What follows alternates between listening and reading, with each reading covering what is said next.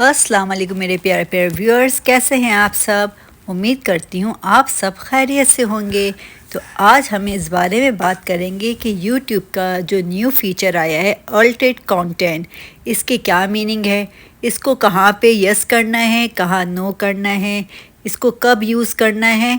और ये जो आजकल आपको न्यू फ़िल्टर दिखाई दे रहा है YouTube पे, जो एक्चुअली है टिकटॉक का फ़िल्टर, क्या इसको यूज़ करना सही है या नहीं है। अल्टरनेट कंटेंट हमें क्या बताता है, यूट्यूब हमें क्या कहता है, हम ये फ़िल्टर यूज़ कर सकते हैं या नहीं कर सकते हैं। इस वीडियो को लाजमी गौर से सुनिएगा और एंड तक देखिएगा, ताकि जो मेरी सिस्टर ये फ़िल्टर यूज़ करना चाह रही हैं अपनी वीडियोस में, वो ख़ुद इस बात का डिसीजन ले लें कि उन्हें यूज़ करना है या नहीं है, उनके चैनल के लिए ये राइट है या रॉन्ग है। मेरा काम है आपको सिर्फ एक चीज़ बताना जो कि मुझे ख़ुद को समझ आती है। मैं चाहती हूँ कि जिस तरह मुझे जो चीज़ समझ आती है वो मेरी बहनों को भी समझ आए और किसी को कोई नुकसान ना हो, क्योंकि हम अपने चैनल्स पे बहुत मेहनत करते हैं, बहुत हार्ड वर्क करते हैं, और किसी एक छोटी सी मिस्टेक की वजह से अगर कोई प्रॉब्लम आ जाए तो बहुत ज़्यादा अफसोस होता है। तो पहले हम बात कर लेते हैं अल्टरनेट कंटेंट के बारे में। यूट्यूब ने ये न्यू फ़ीचर क्यों ऐड किया है, इसकी क्या ज़रूरत पड़ी जो उसको ये फ़ीचर ऐड करना पड़ा, और हमें कहाँ पर यस करना है और कहाँ पर हमें नो करना है। यूट्यूब हमसे चाहता है कि हम उनको ओरिजिनल कंटेंट दें, अपनी मेहनत से बनाएं, ना कि कॉपी और पेस्ट करें, क्योंकि मेजॉरिटी में लोग जो है अपने कंटेंट में एआई यूज़ कर रहे हैं, जो कुछ सही भी है और कुछ गलत भी। इसमें रियल और फेक होता है। मिसाल के तौर पे हम बारबीज़ वगैरह की जो मूवीज़ देखते हैं, उनकी जो लाइफ स्टाइल दिखाते हैं, जो एक प्लेस उनका वर्ल्ड दिखाते हैं, वो रियल में तो ऐसा कहीं पे भी नहीं है, वो एआई से बनाया गया है। लेकिन जब वो बच्चे देखते हैं तो उनके माइंड में वही एक माइंड सेट हो जाता है कि इस तरह का वर्ल्ड हो, ऐसी लाइफ हो, इस तरह की चीज़ें हों। इसी तरह न्यूज़ चैनल की बात कर लें तो न्यूज़ चैनल में बहुत सारी चीज़ें ऐसे दिखाते हैं, ब्लास्ट होना या किसी का एकदम डाई हो जाना, किसी का गिर जाना, जो एआई से उन्होंने सिर्फ बनाया होता है, ये रियल में वैसा नहीं होता है। इसीलिए यूट्यूब को ये ऑप्शन बनाना पड़ा कि आप जो चीज़ें एआई से बनवा रहे हैं वो यूट्यूब को पता होना चाहिए। जब आप उसको यस करते हैं तो उसका मतलब होता है कि आप यूट्यूब को बता रहे हैं कि आपने एआई से बनाया है, ये रियल कंटेंट नहीं है। चाहे आप एआई से फेस चेंज करवाइए, फेस बनवाइए, म्यूज़िक बनवाइए, या फिर वहाँ से आप कोई भी चीज़, कोई पिक्चर्स वगैरह आप बहुत ज़्यादा बनवाते हैं एआई से अपने वीडियो में यूज़ करने के लिए, आपका चाहे कार्टून का चैनल है, किड्स का है, या कोई भी चैनल है आपका, तो वहाँ पर आपको हर जगह जो है यस करना है फिर जो चीज़ें आप एआई से बनवा रहे हैं। आप लोगों को अब समझ आ गया होगा कि अल्टरनेट कंटेंट क्या है, इसको कहाँ पे यूज़ करना है और इसका क्या मतलब है। अब हम बात कर लेते हैं ये जो फ़िल्टर है, कि मेरी एक बहन है जो अपनी वीडियो पर ये फ़िल्टर अपने लिए यूज़ करती हैं। ठीक है, वो अपने लिए यूज़ करती हैं, और उनसे बहुत सारे लोगों ने कमेंट्स में पूछा भी कि आप कौन सा फ़िल्टर यूज़ करती हैं, कहाँ से वीडियो बनाती हैं, कैसे बनाती हैं। उन्होंने फिर बहुत सारे लोगों के बताने पर बता दिया। ठीक है, अब आप मुझे ये बताइए कि अल्लाह मियाँ ने दुनिया में क्या सारी चीज़ें एक जैसी बनाई हैं?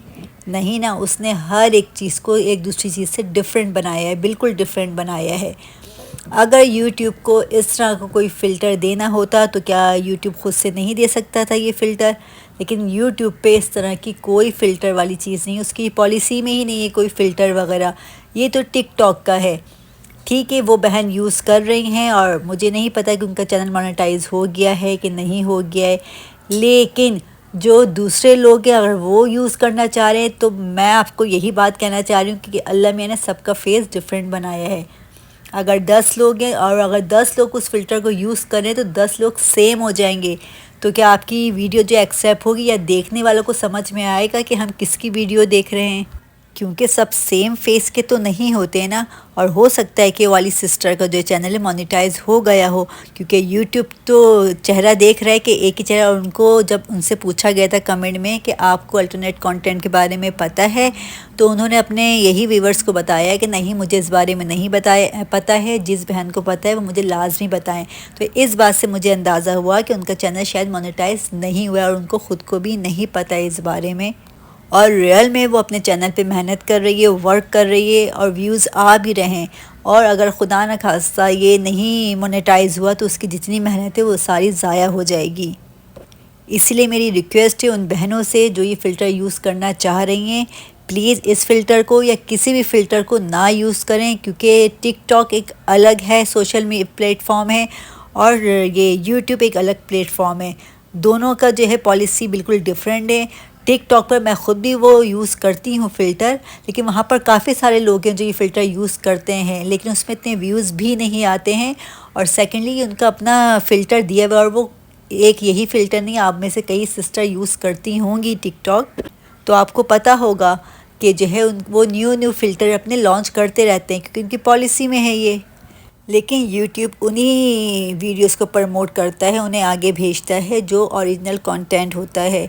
तो प्लीज़ आप लोग अपनी मेहनत को ज़ाया मत कीजिए, और उस बहन की मेहनत को ज़ाया भी मत होने दीजिए कि हो सकता है कि उसका चैनल मोनेटाइज हो जाए अगर उसका सिर्फ फेस वही वो फ़िल्टर यूज़ करते रहे और कोई और यूज़ ना करे। तो प्लीज़ ना अपनी मेहनत ज़ाया कीजिए, ना उसकी मेहनत को ज़ाया कीजिए।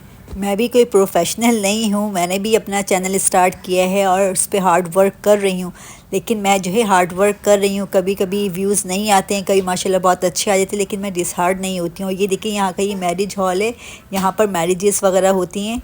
इनकी मैरिज में गर्ल्स अलग होती हैं और बॉयज़ अलग होते हैं, सेपरेट होती है, कंबाइंड नहीं होता है। और यहाँ तक कि जो है 4 इयर्स का बच्चा जो है वो भी लेडीज़ में अलाउ नहीं, इतनी ज़्यादा सख्ती होती है इनके मैरिज में।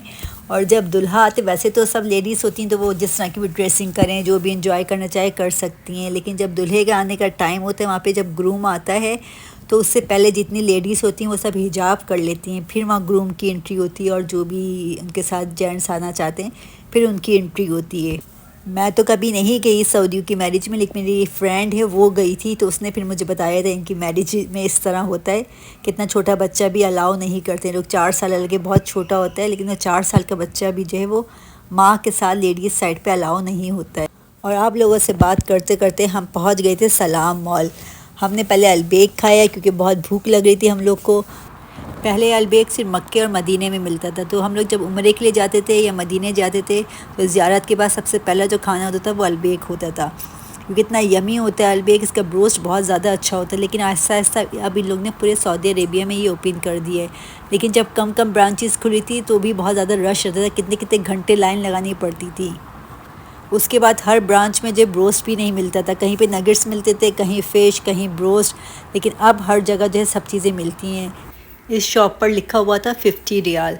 मैंने कहा वाह, इतनी ज़बरदस्त ऑफ़र लगी हुई है, इतने अच्छे अच्छे ड्रेसेस हैं, हर चीज़ 50 रियाल में। मैंने कहा चलो वानिया देखते हैं। इनके ट्रेडिशनल ड्रेस भी मिल रहे थे यहाँ पर, क्योंकि इनका इंडिपेंडेंस डे आ रहा है, तो हर चीज़ मिल रही थी यहाँ पर। हमें वानिया के लिए लेना था, क्योंकि वानिया के स्कूल में फ़ंक्शन होना है, तो जीन्स को इनको भी पहन के जाना होता है।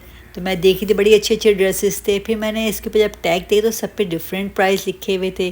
तो मैंने फिर जो वहाँ पर गर्ल थी, मैंने उससे, जो इनकी सेल्स वाली थी, तो मैंने पूछा कि कम खुलूस, तो फिर उसने मुझे इशारे में कहा, क्योंकि उसको इंग्लिश आती नहीं थी, मुझे इतनी अरबी आती नहीं, तो फिर उसने मुझे कार्ड की तरफ शो करिए। कार्ड पे देखा तो मैंने देखा तो उस पर 80 रियाल 100 रियाल लिखे हुए थे। मैंने कहा वो सिर्फ सिलेक्टेड आइटम पर जो है 50 रियाल की ऑफ़र लगी है, लेकिन लोग देखने से समझ रहे शायद हर चीज़ 50 रियाल की है। इसके बाद सामने ही रेड टेक था, तो मैं रेड टेक आ गई थी। तो मुझे अपने लिए ये बहुत अच्छे लग रहे थे पम्प्स, लेकिन जो है इसकी नहीं थे, साइज़ नहीं थे। मैंने कहा जब सेल लगती है तो साइज़ और डिज़ाइन मिलना बहुत मुश्किल हो जाता है। तो मुझे बहुत अच्छे लग रहे थे ये, लेकिन जो साइज़ बड़ा था और मेरे साइज़ में थी नहीं। फिर मैंने ये ब्लैक वाली भी देखी कि शायद इसमें साइज़ मिल जाए, लेकिन इसमें भी मुझे कोई साइज़ नहीं मिला। मैंने कहा चलो कोई बात नहीं, बैड लक।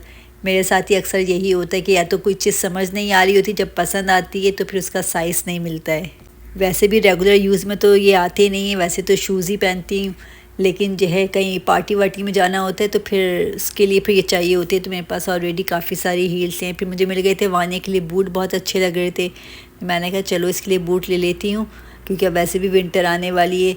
अनूरा के लिए बहुत कम मैं लेती हूँ शूज़ वगैरह, ड्रेसेस वगैरह, क्योंकि माशाल्लाह उसकी ग्रोइंग एज है ना, तो बहुत जल्दी चीज़ें छोटी हो जाती हैं। तो इसीलिए या तो मैं बड़ा साइज़ देख के लेती हूँ, या फिर जो है कम कम लेती हूँ कि बस ये छोटी हो जाएंगी तो फिर कहीं जाना होगा तो फिर मैं ले लेती हूँ, वरना मैं इस तरह यूज़ नहीं करती। यहाँ पर बैग्स भी बहुत अच्छे लगे हुए थे, और मुझे बैग्स वैसे ही बहुत अच्छे लगते हैं, दिल चाहता है कि बस सारे ले लूँ।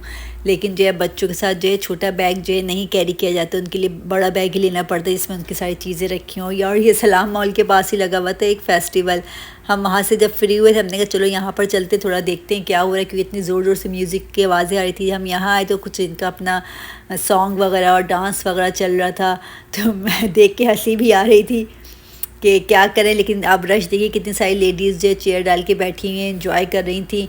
यहाँ पर इनके ट्रेडिशनल ड्रेसेस भी मिलते हैं, इनके अपने खाने पीने की चीज़ें जो होती हैं वो भी होती हैं, और ये बच्चों के टॉयज़ होते हैं। हॉरर हाउस भी था यहाँ पर, फ्राइज़ वगैरह ही मिल रही थी, और बर्ड्स भी थे, एनिमल्स भी थे, कि पूरा जो भी है यहाँ पे एंजॉय करे। तो फिर हम तो यहाँ पर बच्चों के लिए एक्टिविटीज़ लगाई की हुई थी, तो हमने कहा चलो पहले बच्चों को एंजॉय करवा दें, क्योंकि मॉल में भी हम सिर्फ शॉपिंग करते रहे, चीज़ें देखते रहे, बच्चों ने कहीं प्ले नहीं किया है, तो यहाँ पर आराम से प्ले कर लेंगे।